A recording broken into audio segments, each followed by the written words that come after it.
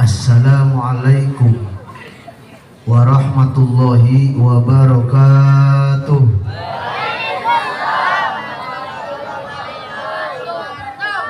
Alhamdulillah wassalatu wassalamu ala man la nabiyya ba'dah, Muhammad ibni Abdillah wa ala alihi wa sahbihi wa man tabi'ahu ila yaumil qiyamah, amma ba'du. Faqala Allah ta'ala fil Qur'anil Karim, a'udzu billahi minasy syaithanir rajim, bismillahirrahmanirrahim. Rabbi ij'alni muqimas shalah wa min dzurriyyati, al-ayah. Faqala nabiyyuna Muhammad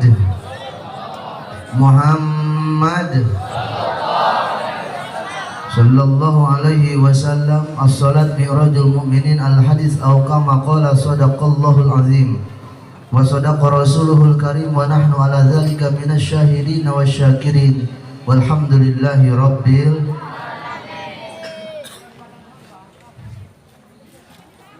Puja-puji marilah sama-sama kita panjatkan kepada Allah Rabbul Izzati. Salawat teriring salam tercurah kepada junjungan kita Nabi besar Muhammad sallallahu alaihi wasallam beserta para sahabat, kerabat, tabi'in, atba' tabi'in, segenap para kiai, para habaib, para ustadz, para guru ngaji, para santri. Kita doakan mudah-mudahan senantiasa beliau-beliau Allah berkahkan umurnya, amin. Allah berkahkan ilmunya, amin. Allah sehatkan jasadnya, amin.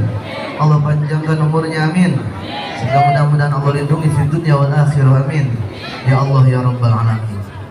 Sepuh bini sepuh, seluruh tokoh masyarakat, tidak lupa seluruh jajaran DKM Masjid Al-Ihya, tidak lupa seluruh aparatur pemerintah baik sipil ataupun militer, Bapak RT, Bapak RW, Bapak Lurah, Bapak Camat, tidak lupa Bapak Binamas, Bapak Babinsa. Mudah-mudahan mereka Allah berkahkan hidupnya di dunia wal akhirah, amin. Ya Allah ya Rabbal alamin. Wabil khusus segenap jemaah yang hadir di halaman Masjid Al-Ihya, mudah-mudahan yang hadir masuk surga, amin. Masuk surga, amin. Mudah-mudahan yang hadir seluruhnya masuk surga, amin. Ya Allah ya Rabbal. Pengen masuk surga, pengen apa? Pengen banget. Cepat apa lambat? Pengen cepat apa lambat? Mudah-mudahan orang sepatan masuk surganya duluan, amin.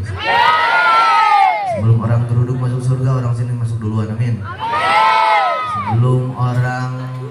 Sebelum orang Paku Haji masuk surga, orang sini duluan masuk surga, amin. Sebelum orang Pasambi masuk surga, orang sini duluan masuk surga, amin. Ya Rabbal. Ketika ke surga masih sepi, balik di kanan neraka.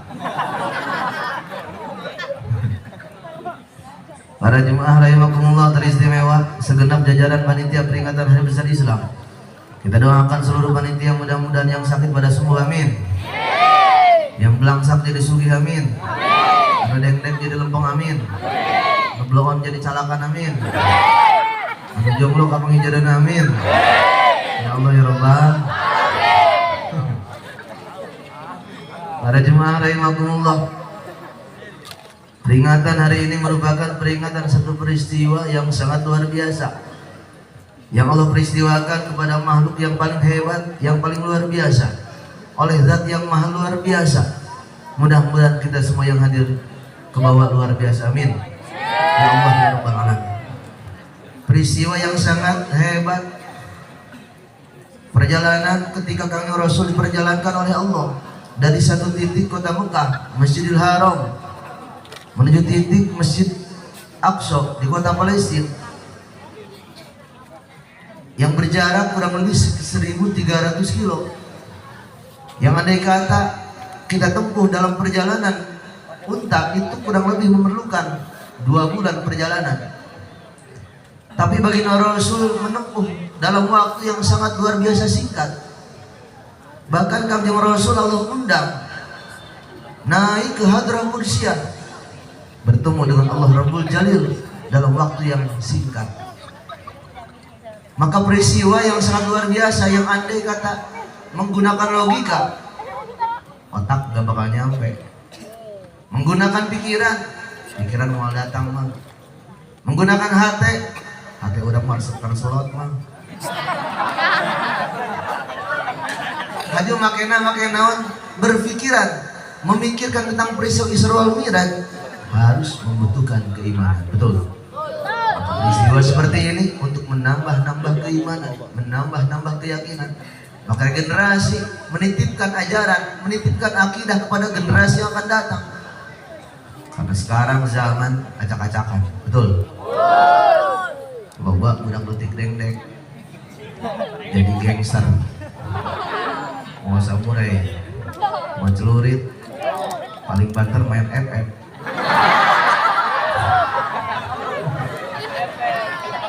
Ayah generasi FF ayah.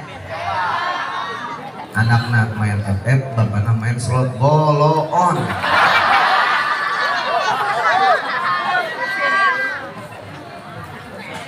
Bajuna merekna hijrah hari main slot. Ya Allah ya. Generasi sekarang acak-acakan. Ketika banyak anak kecil sekarang hilang jati diri. Lihatlah betapa sejarah mencatat Abu Yaqub Sami mendidik anak-anak jadi seorang wali. Luar biasa, diletik diajar Allah bagus ya Allah. Kenal mereka dengan Allah. Sifat yang 20 aqaid yang dipelajari di pondok pesantren luar biasa, membekas dalam setiap murid.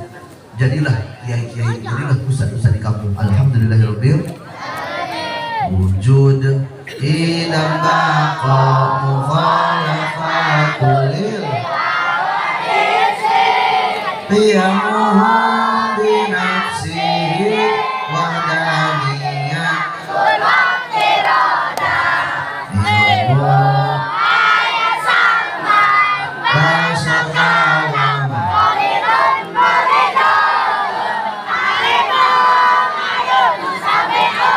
basiran mutakalimah.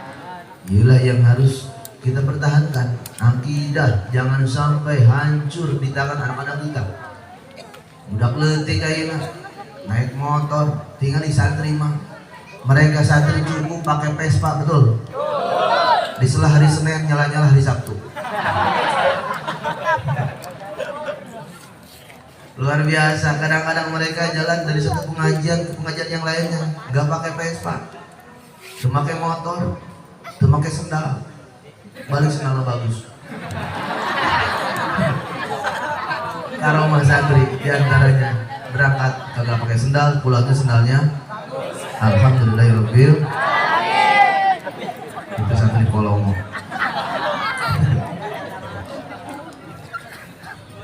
Maka selamatkan generasi yang akan datang.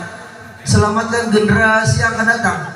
HP mah mangga mang, tapi ketika kita kurang bagus, kurang bijak mempergunakan handphone, handphone membunuh generasi anak-anak kita. Budak letik main YouTube, umur 4 tahun buka HP, mereka fasih main game online. Umur 5 tahun mereka bisa bikin vlog. Bapak kolotna kerja karat main vlog. Hai guys, bapak kolot ulang tarik mandar guys, sirahnya udah gendeng-gendengan guys. Aduh ya Allah, bukannya baca Yasin, baca Tabarok, malah bikin vlog. Ya Allah, mereka lebih keren ketika ganti-ganti HP. Mereka tidak paham gimana cara mempergunakan tasbih. Tasbih senjata santri man, doa silahul mukminin, betul? Tanya kepada santri, cinta ditolak, tasbih bertindak.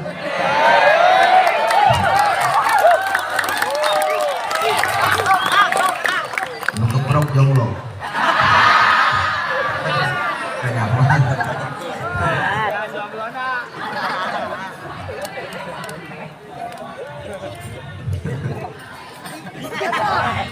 Santri luar biasa, mereka lah mujahid akhir zaman, berjuang berangkat dari rumah menuju pondok pesantren. Betapa berat beban yang mereka pikul.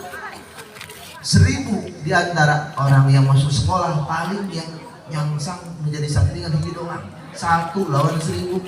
Kam min fiatin qalilatin ghalabat fi'atan katsiratan biidznillah. Tapi insya Allah mang santri, walaupun hiji mang santri, tenang baik 10 nampan beak Mang Santri. Luar biasa Mang Santri. Mujahid akhir zaman, mereka berjuang menggerakkan pena, menuliskan dalam satu kertas tinta karya-karya para ulama, dituliskan tentang hukum fikih, dipelajari oleh mereka hukum tauhid, mereka amalkan fikih, mereka amalkan tauhid. Jadilah mereka cahaya di kampung masing-masing. Jelma susah diajarkan, jelma sugih diajarkan, tanpa pernah membedakan kasta mereka. Di lembur buka majelis mengaji di luar, ngaji HS. Yang satu nggak baik, yang satu tidur mulu, yang satu nggak jelas, yang ngaji cuma bertiga. Apakah mereka ngeluh sama Allah? Maaf, Mang Santri tidak pernah ngeluh. Karena ketika Allah menitipkan 3 murid, bagi Mang Santri itu terlalu banyak ya Allah. Mulai belajar mereka di kampung, orang tua mereka ajarkan sholat, anak-anak mereka ajarkan Quran dan sholat, tetangga mereka ajarkan Quran dan sholat. Maka luar biasa mereka berjuang tanpa pamrih. Mereka tidak dibayar untuk mencerdaskan bangsa, tapi artis dibayar mahal untuk mencerdaskan, untuk membodohkan bangsa. Betul? Banyak sultan dengdek ngaku sultan, tinggal di santri. Sultan di pondok Marokona Samsu urut kiai. Mang Santri banyak gaya di kobong, pakai baju sweater cupluk 3 second, bajakan, pakai celana pensil, rambut panjang, wajah hitam, mata merah, persis kayak jenglot. Mang Santri luar biasa. Perih guys di sini ngomong. Betul. Berangkat dari rumah, kamar yang baru dicat mereka tinggalkan. Orang tua yang menyayangi mereka, mereka tinggalkan. Saudara yang sangat menyayangi mereka, mereka tinggalkan. Berjuang di pondok pesantren. Alaskan cuman bambu, tina palu buawi. Kadang-kadang kalau subuh nangis sendiri. Ditanya sama temennya, woi siapa kunaon cerik? Kejepit aing. Luar biasa perjuangan. Diserang oleh 2 serangan, serangan darat, serangan udara, nyamuk terus nyerang. Tumbila turun-turun. Dibitis buduk. Dikelek cenang. Santri. Aduh ya Allah ya Rabbi. Apakah mereka malu? Tidak, maaf. Saya tidak pernah malu dengan buduk saya. Karena saya yakin buduk saya merupakan tanda dari Allah. Betul? Santri budugan itu biasa bae mah. Nu budugan dipikanya Masya Allah, santri buduk Allah sayang sama santri. Biasa santri buduk mah ya. Biasa buduk dibitis buduk, dikelek buduk, ditongkong buduk. Sawak-wak budukan. Tuh santri ahli sorga.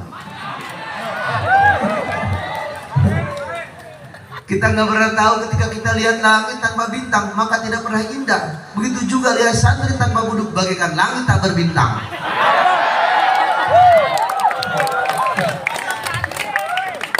Ya Allah ya Rabbi, pertahankan motivasimu mah, jangan goyah di tengah jalan. Cewek mah gampang mah, tenang baik. Ayo itu kalau Yusufu.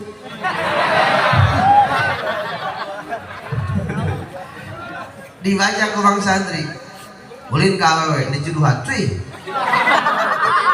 Tenang baik mah, bacakan baik. Naon nungguannya dibaca ke Imam surat Yusuf. Dari dibacakan datang deui ke ceweknya. Horeng dijuduhan kene. Ternyata masih diludahin. Ketika kita dapat perih di awewe, jangan pernah menyalahkan zikir dan hiji. Tapi bener orang emang harus diservis.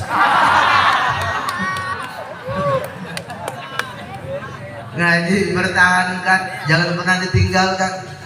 Kenapa? Ketika dulu Kangjeng Malaikat Jibril memberikan wahyu kepada Kangjeng Rasul, baginda Rasul titipkan ilmunya kepada para sahabat. Oleh mereka sahabat dititipkan kepada para tabi'in, dibawalah ke asbab tabi'in, nyampailah ke para wali-wali Allah, datanglah kepada para ulama, nyampailah kepada guru-guru kita yang ada di kampung.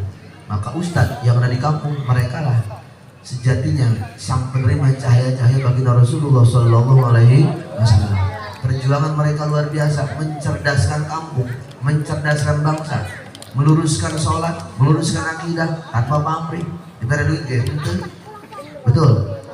Kadang-kadang Musa di kampung luar biasa, yang ngaji anak kecil cuma 3, yang satu main-main pakai sarung dibelit-belit, terus ada cuma 3 yang gulingnya. Merina datang gak diantar, pulang gak diundang, kos jalan. Kadang-kadang Merina anak kecil unggul, budak leletik, lampu natare pareu, majelis natare runtuh, tapi mereka tetap ridho, tetap sabar, tanpa ada pertolongan dari siapapun. RT itu bauin, karena naluri manusia, jelema mah jelema. Orang itu kalau sama orang kaya pasti didengar, betul. Orang kaya memang kentutnya juga kayak dalil. Orang belangsek mah kayak kita ngomong pun gak didengerin, betul. Manusugi ngomong naon bae ge nya ngacaprak bae ge dianggap bener. Orang balangsek mah kos urang ngomong bener ge kos itu. Maka para jemaah rahimakumullah, rubahlah paradigma anak-anak kita. Arahkan mereka kepada majelis taklim, kepada majelis ilmu, kepada pondok pesantren. Akhir zaman pondok pesantren mulai kurang peminat, apalagi pesantren salafi, mulai mereka kurang peminat. Buktinya orang tuanya mondok, anaknya kagak mondok, karena mereka ngerasa dengan mondok tidak bisa menghasilkan duit, betul. Padahal harus mereka paham, pesantren bukan cara untuk mencari uang, tapi pesantren untuk mencari ridho Allah Subhanahu wa Ta'ala. Naon hartina beungeut kaset, apa artinya wajah cakep kalau mereka tidak mendapatkan ridho dari Allah? Lagian santri kalau nyari cewek mah jangan cakep-cakep, fitnah. Yang santri nyari cewek yang sesuai dengan wajah kita. Kalau wajah kita jelek, istri kita juga harus, dan gak ada fitnah mah.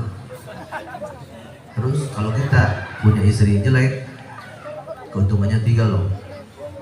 Yang satu lagi sekarat cepet, kita nggak sayang sama istri, mau mati aja. Yang kedua, kalau ente-nya mati duluan, istri masih cakep, ente ada di alam barzakh, istrinya masih hidup. Ente di alam kubur, istrinya masih hidup, cakep, diambilin sama tetangga. Kita lihat di alam barzakh, nyelek ke dada, gak terima, akhirnya naiklah ruh kita, tinggal di pohon beringin, jadilah juri. Tapi kalau istri kita jelek mah bang, enak bang, tinggal di alam barzakh, istri kita jelek, diapelin sama tetangga, kita senyum di dalam. Lihat dia apelin, ngomong kita, rasain lu keset gini gua. Dalam artian jangan dijadikan acuan cakep atau enggaknya, yang penting mau sholat. Jangan dijadikan ukuran mewah apa enggaknya, yang penting mau sholat. Rumah bagus apa artinya kalau kagak pernah sholat? Orang jadi sultan, rumahnya 10 tingkat, mereka kagak sholat, apa artinya bang? Rumah bagus kita mati, gak dibawa mati, betul? Rumah bagus, gede rumahnya, jadi sultan 10 tingkat, paling bawah garasi, lantai 2 kamar, lantai 3 ruang keluarga, paling atas WC. Ngising naik alur mencret di jalan. Jadi sultan, rumah mewah, tapi gagal sholat, naon hardina. Karena Allah tidak pernah melihat seseorang ila suarikum, dari casing fisik kita, apapun kerjaan kita. Naon baik usaha orang, dimanapun usaha kita, biar dikata kita mah hebat usahanya, duitnya banyak, tapi ketika mereka, hati mereka nol besar sama Allah, maka kata Allah mereka tidak ada apa-apanya. Biar dikata orang selatan, orang belangsak, tinggal di pojokan kampung, RT juga kagak kenal. Karena orang susah mah, jangankan orang lain, saudara pun nggak kenal. Tapi kalau kita kaya, jangankan orang, kuntilanak juga ngaku temen. Orang kaya mah gampang. Kita di kampung, nggak punya apa-apa, bukan siapa-siapa, bukan turunan orang hebat, tapi hati kita bersih sama Allah, tapi ibadah kita rajin sama Allah. Sama tetangga nggak pernah hasut, sama tetangga nggak pernah marah, nggak pernah sengke, nggak pernah zolim, mulialah mereka. Betul. Maka kemuliaan jangan pernah merasa kita rendah diri di hadapan siapapun. Saya pakai jubah, pakai sorban, wallahi saya sumpah belum tentu saya lebih mulia dibanding ente semua. Biar dikata, misalkan kata orang saya menantunya kiai, tapi kalau saya hati hasut, banyak marah sama orang, gak pernah sholat, hinalah saya. Nauzubillah. Andai kata ente, biar dikata pakai kaos, tapi hati ente bersih, pakai celana, hati ente bersih, ibadah rajin, mulialah menurut Allah. Karena Allah tidak pernah melihat seseorang dari fisik kita. Bagus pakai pakaian hebat, bagus, tapi hati bersihkan dulu, lebih bagus itu. Maka para jemaah rahimakumullah, sholat merupakan tiang agama. Ketika kita merubuhkan sholat, seolah-olah kita merubuhkan agama kita. Sholat rapihkan mah, pakai aturannya di fikih. Fikih kita kebanyakan madhab syafi'i, pakailah madhab syafi'i, mengikuti takdir guru-guru kita. Sholat kan rapi mah, mang santri tinggal di sholat sedep, pakai kaos kayak tulisan Ronaldo. Sholat di masjid Al-Ihya, di barisan paling depan, di belakang lihat, woi ada apa? Ronaldo masuk Islam. Allah, apakah sah sholat yang pakai baju Ronaldo? Sah, secara fikih sah, walaupun kurang secara adab, kurang bagus. Andai kata kita tidak punya baju yang bagus secara adab, yang penting sah dulu fikih kita. Sholat, udah rapikan dulu sholat. Sholatnya yang rapi, jangan diangkat. Allahu Akbar. Ada persiapan pra sholat. Sebelum sholat dijapit, lihat pakaian kita suci atau kagak, baju kita ada najisnya atau enggak, sejadah kita ada najisnya atau enggak. Pakai sejadah warna apapun bebas, dengan motif apapun bebas. Tapi yang paling hebat nyari sesuatu yang berpotensi tidak mengganggu kekhusyuan sholat kita. Sejadah cari yang polos kalau bisa. Kenapa demikian? Andai kata sejadah kita ada motifnya, kita mah bukan mikirin Allah. Allahu Akbar. Sejadahnya ada motifnya nih. Oh ini garisnya ke atas nih, ke bawah. Oh, ada pohon beringin ini, ada anak nih. Pasti kita mah mikirin sejadah. Maka cari yang polos untuk mengurangi potensi gangguan khusyuknya kita. Sholat Allahu Akbar, dikurangi potensi-potensi. Baju pun sama, pakai baju yang berpotensi mengurangi konsentrasi yang di belakang kita. Abang sholat pakai baju ada mereknya di belakang, nggak apa-apa, secara fikih sah. Tapi yang di belakang kasihan, pakai baju hadiah dari toko bangunan, toko bangunan Dengdek Jaya. Yang belakang bukannya baca amin, wiril maghdubi alaihim waladdallin, toko bangunan Dengdek Jaya. Baca yang di depan, ganggu konsentrasi di belakang. Bahkan kata guru saya nih, pakai cincin pun jangan gede-gede. Kalau badan gedenya kecil, cincin gede, segede kubah masjid. Yang pikir penasaran, weh cincinnya gede banget ini, wajahnya kayak gimana sih yang pakainya? Pasti mereka pengen liatin. Itu bisa ganggu konsentrasi orang. Yang wajar-wajar saja bang, sholat mah yang nyantai aja. Pakai baju yang biasa, tabrak warna biasa silakan. Itu cuman sekedar satu aurat. Bahkan cewek pakai mukena, nggak usah pakai mukena pun selama aurat tertutup. Mukena kita bikin bukan dari kain.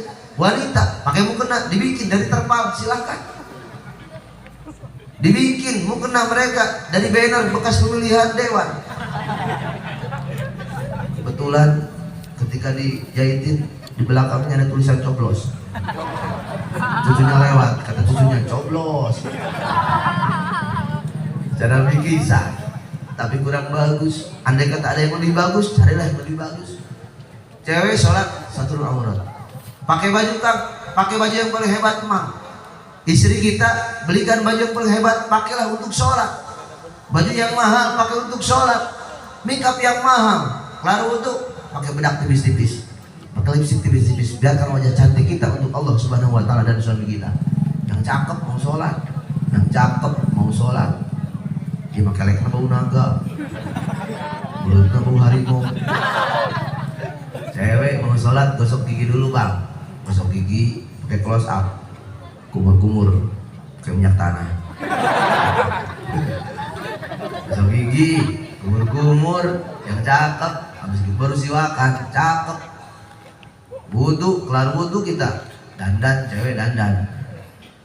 Cewek mau serakah bang, di kamar ada meja rias, punya cewek semua, betul. Meja rias habis sama istri kita. Meja rias semua punya cewek. Tisu ada 3, krim malam, krim siang, krim janari, komplit. Cewek komplit. Lemari ada 4 pintu, dibuka yang pertama dasar cewek semua, yang kedua setelan mereka, yang ketiga baju daleman, yang keempat semua tempat cewek.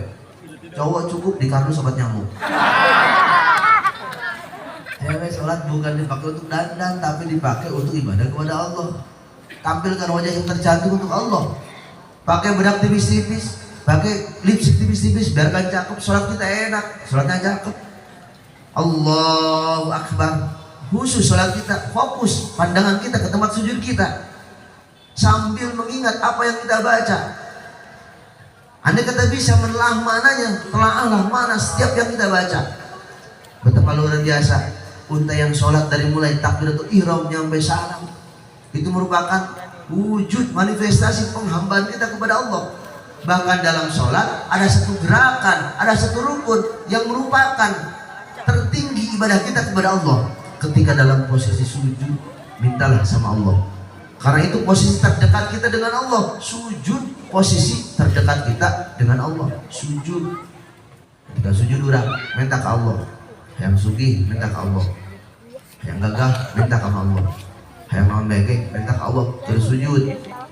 Tapi jangan pakai lisan, mintanya sama hati. Karena lisan ketika lagi sholat mengeluarkan huruf-huruf yang mengandung faham, itu bisa membatalkan sholat. Pan sholat makanya sholat itu nggak boleh ada gerakan keluar dari gerakan sholat. Ente sholat Allahu Akbar, ada nyamuk di hidung, ditepak, dia loncat ke bawah, dilihatin sama kita, weh nyamuk, tungguin lu di bawah, saya sujud mati lu.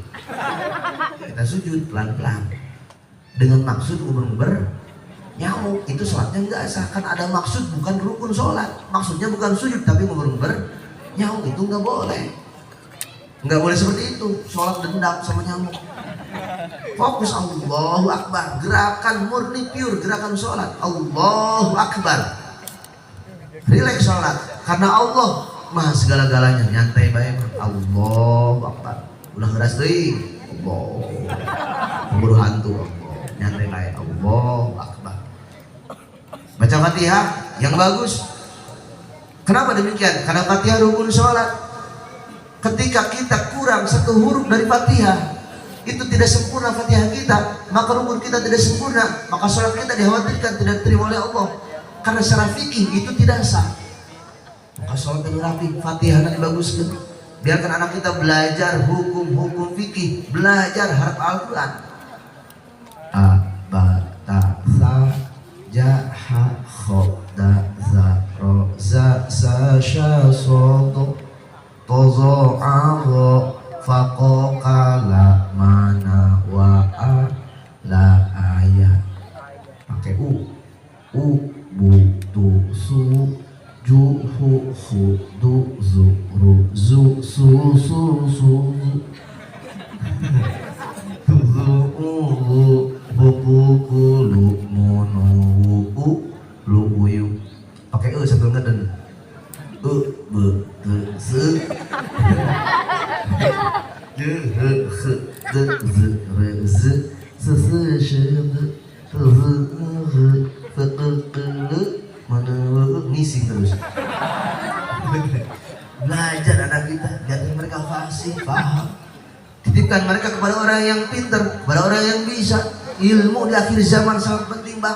Ibadah tanpa ilmu dikhawatirkan mardudun, ditolak sama Allah. Pakai sholat dengan ilmunya, sholat sesuaikan dengan ilmunya.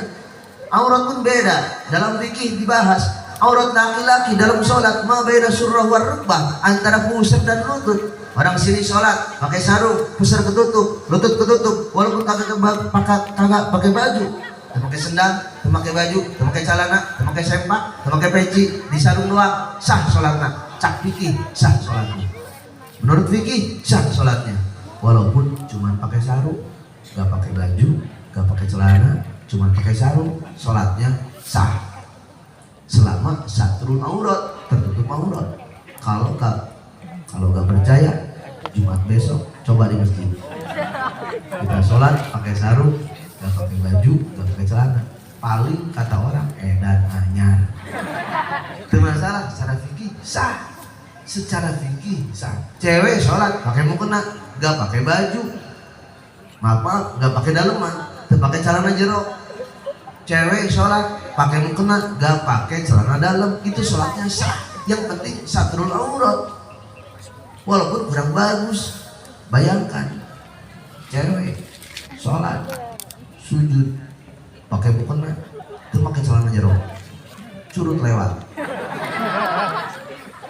Walaupun sah tapi kurang bagus, maka dianjurkan sholat bagi wanita pakai siluar, pakai celana, pakai legging bang, pakai baju yang mahal, pakai baju yang bagus, biar ke dalam, biar aurat nggak langsung kebuka.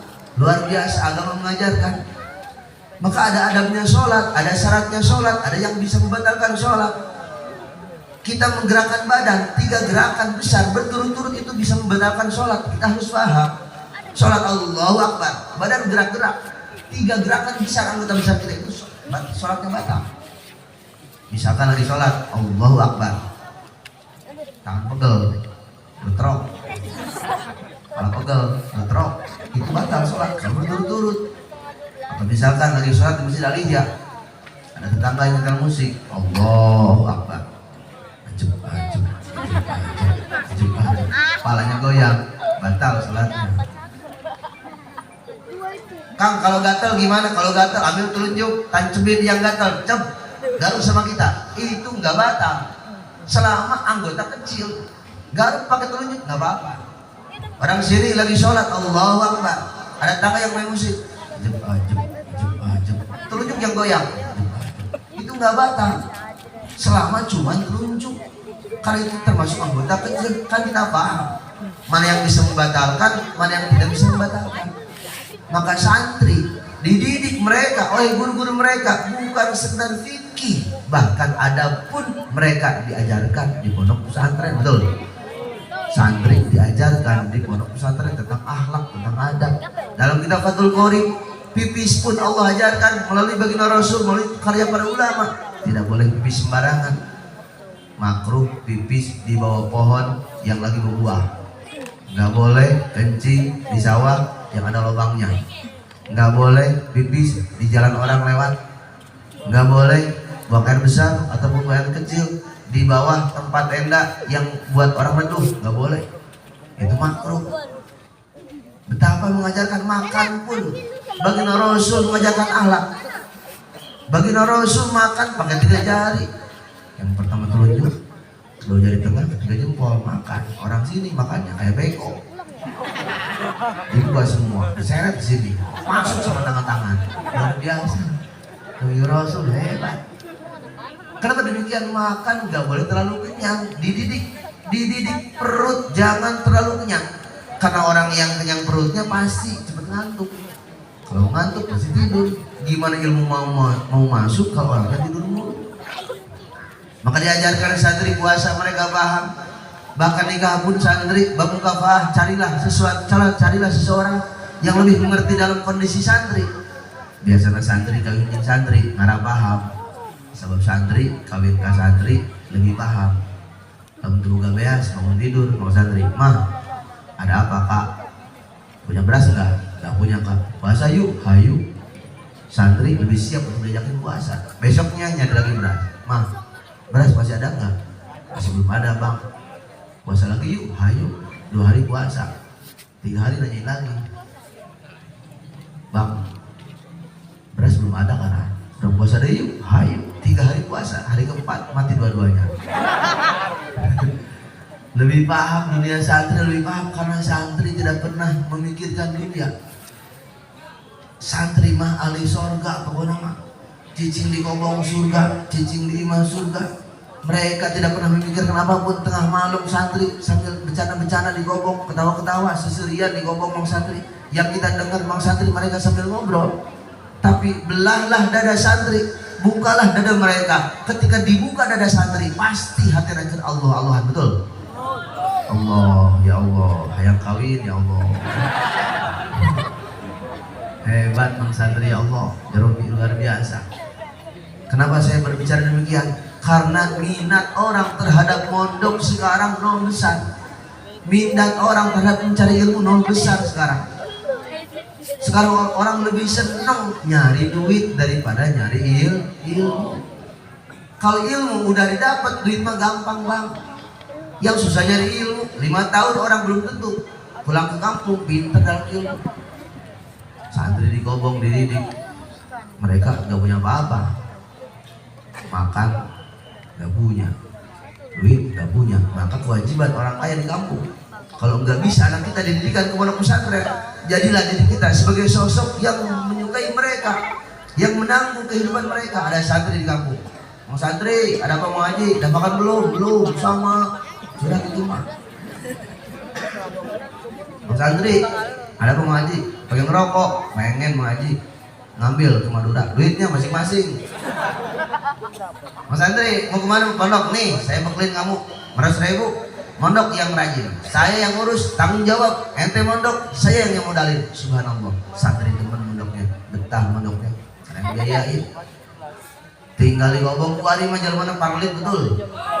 Santri dianggap sepele, dianggap rendah. Ya Allah ya Rabbi, betul?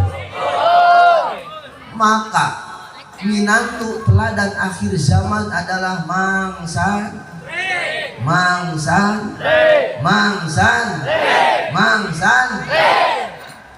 santri. Minantu teladan adalah mang santri, teladan mereka. Anak kita diajakin ke surga, diajakin nyari ridho Allah, mang santri luar biasa. Kadang-kadang kita punya anak perawan, orang sini punya anak perawan, ada yang datang sama anak kita yang satu santri, baju dengdek, bajunya nyengkleng, bawa Vespa, mogok mulu, tapi rajin sholat, tapi belangsak, tapi rajin sholat. Yang satu datang lagi, orang cakep, tajir, bawa Innova, kerjanya di Jakarta, di PLN loh, bagian kesetrum, banyak duit, tidak pernah sholat. Pilih santri yang belangsak rajin sholat, apa orang Jakarta kaya tapi gak pernah sholat? Maka Nurani berkata, lebih baik mencari takut sama santri. Mereka nggak pernah yakin kalau milih santri. Ceng, lamun milih aceng, anak emak dek di paraban naon. Betul. Anak emak dek di paraban puluhu mereka jadikan sebagai sarapan. Ya Allah ya Rabbi. Padahal mah lamun geus jadi santri mah rezeki pasti datang baik. Sabab di mana-mana jelema hirup pasti bakal paeh, di mana-mana aya nu paeh pasti aya jelema nu seuri.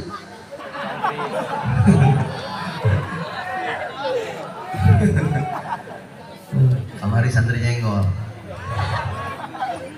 Mau santri panen. Ya Allah. Mau santri luar biasa.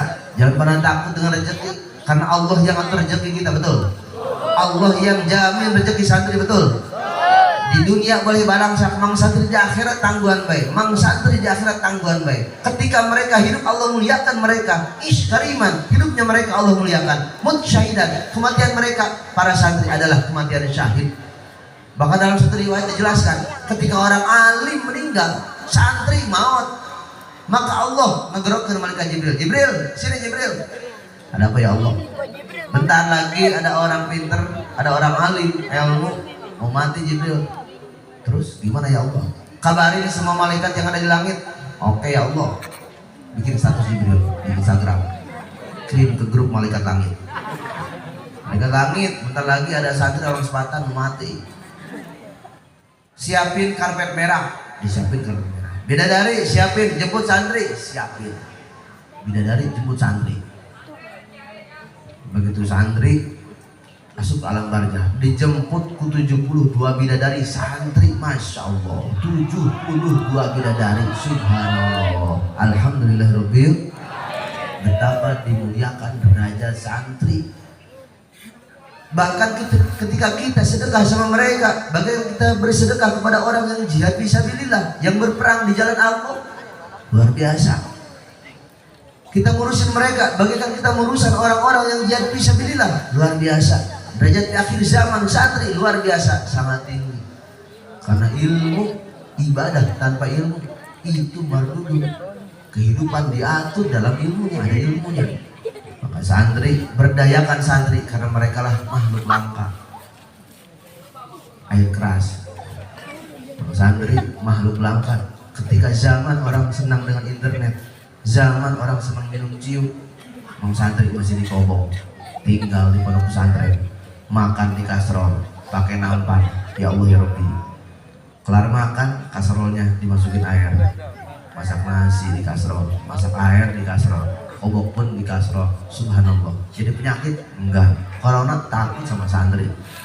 Corona takut sama santri. Begitu deketin santri, kata corona, serem santri. Rambutnya jabrik, buntuna koneng, sebelah jendak, jangan lagi. Bung kayak gitu. Corona sieun kamu santri, dinak jajakan nasrim kumang santri. Keberanian corona. Corona, ayeuna mau santri. Coba tasrif bab ka hiji sulasi mujarad. Bisa corona santri makan tapi sifat jasa. Nasor yang suruh nasgor. Orang ngaji lapar mas santri. Bab kedua, oke siap. Doro bayar 1000 drambeng. Maka berbahagialah ketika anak kita mau mondok di pondok pesantren. Investasikan mereka, selamatkan mereka, jadikan mereka generasi yang bakal menyelamatkan kita. Andai kata kita sebagai orang tua min alamati syaqwa, termasuk orang yang bakal celaka karena maksiatnya kita, karena dosanya kita, jadikan anak-anak kita sebagai bekal kita. Kenapa amalul walad amalul walid? Apa yang anak kita lakukan pasti nyambung dengan orang tuanya. Berbuat baik mereka, kebaikannya nyambung kepada orang tuanya. Berbuat jahat mereka, kejahatan mereka nyambung kepada orang tuanya. Sayangnya anak kita bukan dengan cara memberikan mereka HP, tapi sayangnya kepada anak ketika anak-anak kita mau ke pondok pesantren. Betul, titipkan anak kita di pondok pesantren insya Allah. Maka para jemaah kaum muslimin wal muslimat rahimakumullah, betapa beruntung ketika anak kita punya nasib untuk mondok di pondok pesantren, punya nasib untuk mencari ilmu Allah. Santri bukan sekedar mereka yang tinggal di pondok pesantren. Ketika kita udah tua, gak sempet tinggal di pondok, hikmatkan hati kita di pengajian-pengajian. Makanya pengajian di Sepatan jangan pernah ditinggal. Jangan pernah ditinggal. Sananya nih di pengajian di Masjid Aliyah. Hari apa di sini? Pengajian di masjid hari apa? Hari malam minggu. Pengajian di Masjid Aliyah malam minggu. Ngaji semuanya. Insya ibu-ibu ngaji, bapak-bapak ngaji. Dulu anak perawan, kita punya mas kawin 3 gram, dapat anak cewek pinter masak, pinter ngaji, pinter ngepel, pinter nyuci. Sekarang anak perawan dihargai pengen 50 gram, pengen dibawain kasur, dibawain dipan, dibawain lemari. Anak perawannya pinter bikin status doang, betul? Pinternya bikin status doang. Dulu mau pinter ngaji, pinter masak, emaknya ke dapur, anaknya ikut ke dapur. Emaknya masak, mereka bantuin masak. Dulu mah hebat-hebat, anak perawan hebat-hebat, ngaji ikut ngaji. Mereka paham bab haid, mereka paham bab biladah, mereka paham bab nifas, mereka paham tentang bab sholat. Anak perawan dulu, sekarang pinternya bikin status, dikit-dikit HP, dikit-dikit HP. Pagi-pagi HP, sore HP, mau tidur, kamu tidur, sambil ngising, cewek, ke WC, bikin status dulu, OTW WC, bukannya ngaji, OTW WC, ternyata keras di WC-nya, ngeden-ngedennya, kalau di WC-nya di status, ribu Siti. Dulu mang punya anak cewek, mereka fasih, masak fasih, bantuin emaknya, bikin sayur sop, bikin sayur lodeh, bikin soto dan sebagainya. Anak perawan dulu hebat-hebat. Anak perawan sekarang bisanya masak telur, masak endog, kue Senin diceplok, kue Salsa didadar, kue Rebo disemur, poe Kemis dikulub Jumat salakina mebek hitutna misalnya endong-endongan. Anak perawan dulu ketika mereka mengangkatkan pisau untuk ngiris bawang, itulah bagikan dia fisabilillah. Karena ridho wanita dari Allah, Allah tunggukan kepada ridho suaminya. Baik sama suami, bagian kasalaki, ngurusin suami, hebat. Kopi diseduhin, bayangin loh, nyeduhin kopi buat suami. 1 tetes air kopi yang diminum oleh suami kita. Akibat sodakohnya istri kita, 1 tetes yang diminum oleh suami, kopi yang diminum oleh suami, 1 tetes Allah angkat 10 dosa kita, Allah simpan 10 kebaikan bagi kita. Alhamdulillahirabbil. Itu baru diseduh, baru 1 tetes. Apalagi kalau kopinya ditaburin mukanya. Hebat wanita. Maka jadikan istri-istri kita sebagai istri yang hebat. Kenapa demikian? Dari rahim mereka bakal terlahir anak-anak kita. Laut mana dengdek, anak-anaknya besing dengdek mah. Laut mana dengdek, anak-anaknya besing dengdek. Kalau umahnya lempeng, atau anaknya juga pasti lempeng. Karena al-ummahat al-madrasatul ula, ibulah yang pertama mendidik anak-anak kita.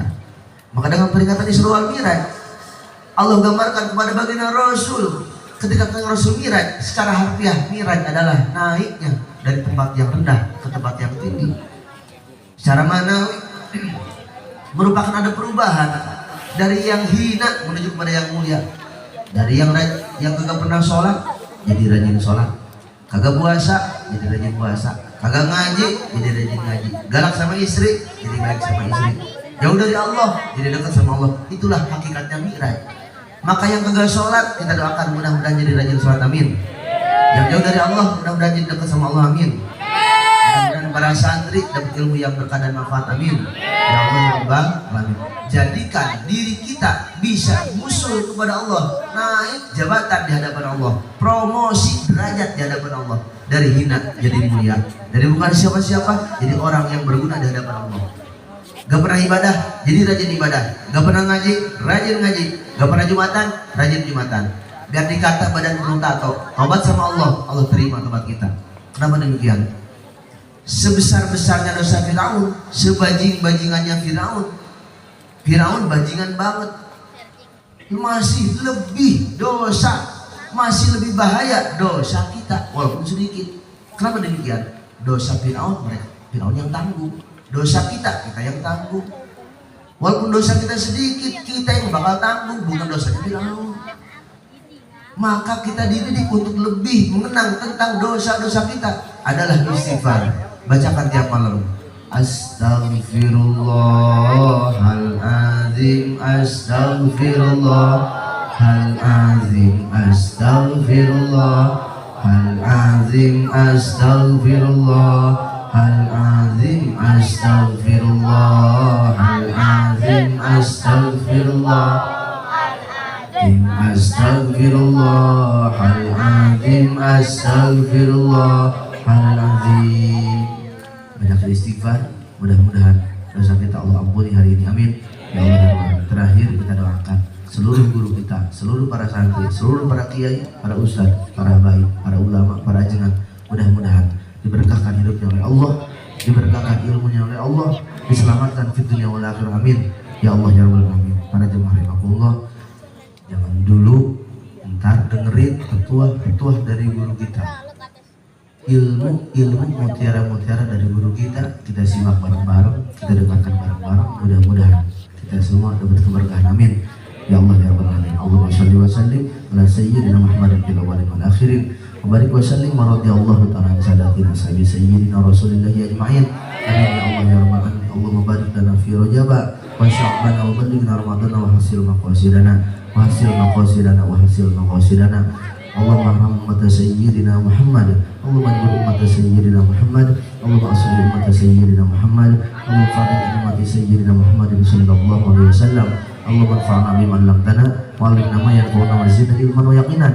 Walhamdulillah ala kulli hal wa na'udzubillahi min kulli hal ahli nar. Rabbana taqabbal minna innaka antas samiul alim. Tub 'alaina innaka antat tawwabur rahim. Rabbana atina fid dunya hasanah wa fil akhirati hasanah wa qina adzabannar. Wa salli wa sallim ala jami'il anbiya'i wal mursalin. Walhamdulillahirabbil alamin. Wallahul muwaffiq. Assalamualaikum warahmatullahi wabarakatuh.